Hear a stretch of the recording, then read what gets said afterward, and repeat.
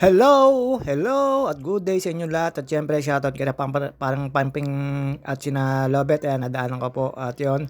Nasa tambayan po sila, mga po-legend po yan. At ito siyempre tayo ay pupunta sa Kalamba at dumamo na tayo sa tindahan ng isa kong kapatid na si Ate Monet sa Rice Store. At yun nga po, ito gamit natin ang luxury car ng aking panganay na kapatid na si Ate Janet. Siyempre, eto napakasarap mabagal lang tapos wala pang gasolina, tipid-tipid, e-bike, alam nyo na. At yan, pagkatapos ko po dyan, dumalang po kay Ate Monet. At chumika-chika, alam nyo na, hindi, binabili niya po ako ng, at may kinuha po akong budget dyan. Tapos pinabili niya po ako ng sukal at magluluto daw siya. At syempre, ayan, nakita niyo naman po, ayan, excuse me po, sinabid lang po tayo. Ayan, bigasan po ng kapatid ko. Ayan, nakita ko naman niya dyan na pagkaabot po sa akin nung parte, syempre, pintusan na po tayong bumili ng asukal at magluluto raw siya. At after po niyan, pagkabili natin ng asukal, dito po tayo kay Mane at ginamit natin uli yung luxury car. Paglabas natin ng store ni ate, ikot lang po tayo. Balik tayo dun sa bilihan kina Master Jonathan at kay Ate Nancy. Ayan, nakita niyo naman po yung luxury car ko. Ikot-ikot lang po tayo dyan, alam nyo na. Ayan, ikot lang. Siyempre, nasa loob pa yan. At masarap gamitin to, wala pong lehu. Pero siyempre, lagi lang po tayo nasa tagliran. Pag nagamit po natin to, e-bike po ito. Ako po, pag may dala nito, nakakadalwa tatlong balik po ng Kalamba. Depende po kasi sa bigat ng karga at depende rin po sa tinatakbo. At syempre, ang takbo lang po nito ay 15, 16, 17 hanggang 30. Okay na yun, sapat na para ka nagagala. At ayan po, pag-ikot ko po, nakita ko po naglalagay na po ng mga parol, magiging mailaw na po ang Lost Nap City. Alam niyo naman po yan dito sa Procdos National Road. Ayan po, sa mga taga dito po sa amin, ayan, kilala po yung bilihan na yan. Siyempre, dyan po ako bumili, medyo nakakamura at pagkabili ko po doon at pagkatid ko sa ate ko, eto, National Road na tayo. Siyempre, hindi tayo magiging feeling dyan at hirap na hirap po akong pumasok dyan kasi po yung accelerator ng e-bike na to ay may delay. Hindi ko kagaya nung dati, nung luma na nakaibiki na. Ayun nga po, ayan, nakita nyo naman po, nakasalamin pa tayo, sobrang init po yan. Pero syempre may bibiliin po tayo pang merienda at panghapunan. At nakita nyo naman po, may bagbag pa, feeling big time. At syempre, tayo magsasaya lang po sa National Road. Pero lagi lang po tayo nasa kanan po dyan, parting kanan, para hindi po tayo mabas at mabiral na hindi tayo marunong. Pero syempre, lisensyado po tayo at e-bike, lagi lang po tayo nasa tagliran. Pero pag pinagbawal po ang e-bike, eh di bawal. Sana all. At yun nga po, nakita nyo naman po yung takbo ko, 17 lang.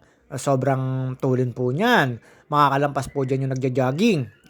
Syempre, joke lang po yun. Mahirapan naman po yung magja-jogging. At ayan, nakita nyo na ito, itong lugar na to, na pagkatapos po ng bagyong uwan, napakainit po, sobrang init po talaga. Kaya po yung tolda, binaba ko, tapos nilagay ko po doon hanggang kalahati para hindi po tayo mainitan. At ayan, dire-diretso lang po tayo dyan. Ang dami ko pong dinaanan. Ang una ko pong dinaanan ay bumili po ako ng brake fluid sa ating tropa, naka-bikers. Na syempre, alam nyo naman po, yan ay si Incheck na napakabait po niya bilihan. Bumili lang po ako pinakamaliit na tawag dito, brake fluid, gawa ng motor ko, akala ko wala na po laman, ang dami pa po pala. Siyempre, bilang isang may-ari ng sasakyan or nakikisasakyan, kailangan natin lagi chine-check up ang sasakyan natin kasi po ang pag-maintain ng isang sasakyan ay nakakaganda po sa sasakyan. Alam niyo naman po yun. Wala akong naintindihan sa'yo, JT. At yun nga po, syempre, dire-diretso lang po tayo dito. May mga naghihintay po sa atin na mag-vlog tayo. Ayan, nakita nyo naman po, yung tolda, kalahati po, para hindi po tayo mainitan at feeling po tayo. Syempre, lingon-lingon po tayo kasi sira na po yung kaliwang side mirror. Ang may side mirror na lang po dyan yung kanan. At ayan nga po, nakita nyo naman po, lingon ako na lingon kasi may nabusina. Akala ko nasa gitna ko, hindi naman po pala.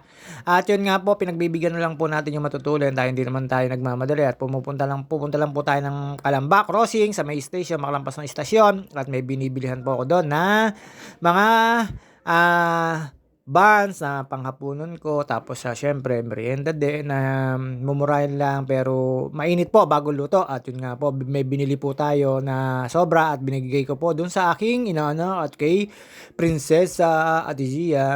At yun nga po, dire-diretso lang po tayo, may overtake sa ating bike. Dito po sa Barrio Bucal ay marami na pong nakahambalang na sasakyan diyan kasi nagta-traffic na po at, pahapon na po 'yan. Siyempre malapit na po yung awasan pero hindi po natin inabot yung traffic na yan, regular lang po 'yan kasi gawa ng stoplight at saka konti pa po yung mga sasakyan na 'yan pero malapit na pong dumami 'yan dahil po malapit na rin po mag-awasan. Pero wala pong pasok ngayon at pagkakaalam ko wala pa po mga pasok ang mga estudyante, bukas pa po ata. Pero hindi po ako sigurado, nakikita ko lang po wala pa pong napasok at ayan siyempre pinagbigyan po tayo, lampas na po tayo diyan sa may barangay hall ng Barangay Bukal, sa may school. At diyan po ako nabili kay in-check sa mga kaibigan natin, napakabait po niya, hindi po pati nagpepresyo ng mahal yan. Pagka nakita niyang ako ang bibili, siyempre bikers yan.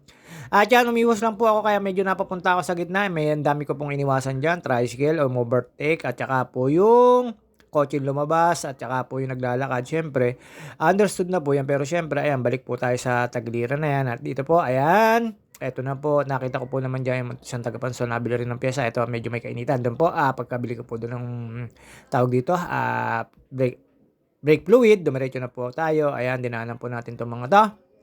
Barangay Halang to letra na po ito. At siyempre ito hindi naman tayo makapag-bike at medyo siyempre medyo tinatamad pa din at gawa po ng maulan at hindi naman maaaring hindi po tayo makapag-pedal niyan. Pagkatapos po nito kailangan po natin pagpawisan at siyempre meron po tayong lakad kanina at kaya po tayo hindi nakapag-bike at tayo po ay nag-drive kanina. Hindi lang po natin na video. Ito na lang po tayo sa pagbili ko po dito sa Kalamba at ayan nakita nyo naman po yung crossing Kalamba at lagi na sasabi dun sa mga reels kung talagang taga dito ka saan to. Ayun, malimit ko po nakikita yung mga yun sa siyempre sumusuporta po tayo sa mga ka-video natin. At nakita niyo naman po yung modern jeep pa ba yan o mini bus o coaster.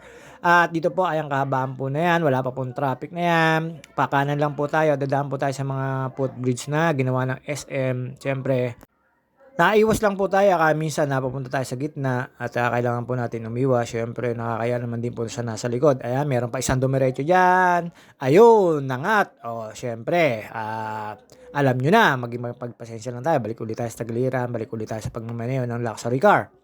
At yun nga po, syempre full George to, kaya ito na lang po ginamit ko, hindi na po yung motor. At sa motor po, syempre marami pong kailangan naka-close shoes, tapos ano pa, helmet, eto, hindi po. Walang sita kahit mag-U-turn ka, pero hindi ko ginagawa po yun. Ayan, kanan na lang po tayo yan, ito po yung crossing, tapos yung kabila pong yun, may ginagawang food, doon, syempre ito.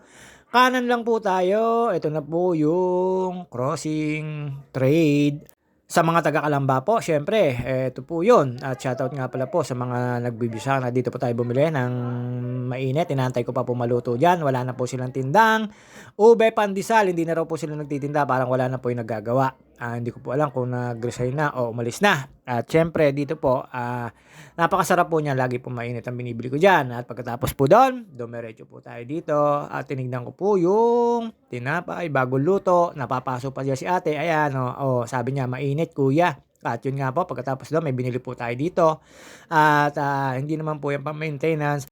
At hindi rin po pain reliever. Nakita ko dyan po si Poyang, yung pinsan ko. At hindi rin po pain reliever. May binili lang po ako na kailangan po natin. At yun nga po, pagpasok ko po dyan, napakalamig po. At syempre, pagkatapos ko po rito, pagka-uwi ko po, pasok ko po isa. At ito, ginamit ko po itong isang big bike. Nakita nyo po yan. Gagamitin ko po mamaya yan. At ako'y may hatid na tinapay dun sa aking mga secret. At ayan. Pinastart ko lang po at pinainit ko lang po. Medyo namamatay. Wala na po starter. Di ko po alam kung bakit wala ng starter. At syempre, ayan, nakita nyo naman po. Ang cute-cute na yan. At yung paglabas ko po dyan, syempre, kaya naman po tayo walang helmet. At dito lang naman po yan. Hindi naman po tayo lalabas ng highway dahil bawal naman po sa highway yan.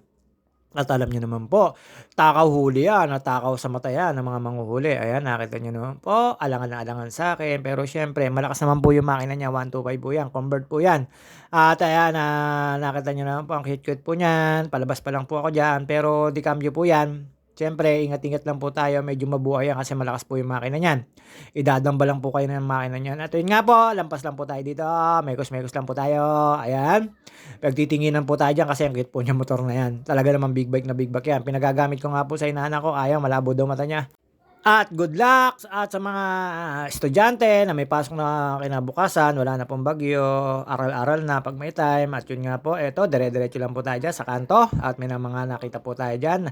May mga nakasabay po tayong motor diyan, tingin ng tingin po sa akin at, siyempre hindi naman po ako tinitingnan, yung motor po ang tinitingnan, dala ko po motor. At yun nga po, sa mga nanonood at sumusuporta sa akin at naniniwala sa akin, maraming salamat sa inyo. Siyempre basta ako patuloy lang po sa pagbibideo at yun nga po, ito palabas po ulit tayo.